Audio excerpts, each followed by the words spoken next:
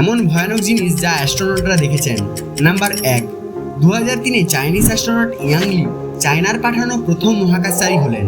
মহাকাশে যাওয়ার পর তার স্পেসশিপে জোরে জোরে আঘাত করার শব্দ শোনা যায়। শব্দটা এমন ছিল যেন একটা লোহার বালতিতে কেউ হাতুড়ি দিয়ে আঘাত করছে। কিন্তু সব থেকে অবাক করা বিষয় হলো যে মহাকাশে তো কোনো হাওয়া নেই, তাহলে উনি আওয়াজ কি করে শুনতে পেলেন?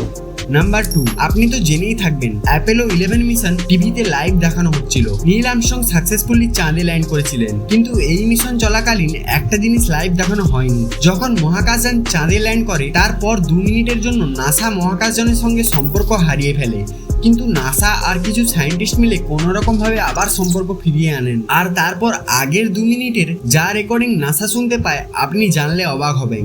নীল আর্মস্ট্রং বলেছিলেন they are on the edge of the crater and they watching us. কিন্তু তারা কে? তাহলে কি সত্যি নীল আর্মস্ট্রং এলিয়েন দেখেছিলেন? আপনি কি মনে করেন কমেন্টে জানান। আর ভিডিওটি ভালো লেগে থাকলে একটি লাইক করে সাবস্ক্রাইব করুন বাংলার ব চ্যানেলটি। নমস্কার।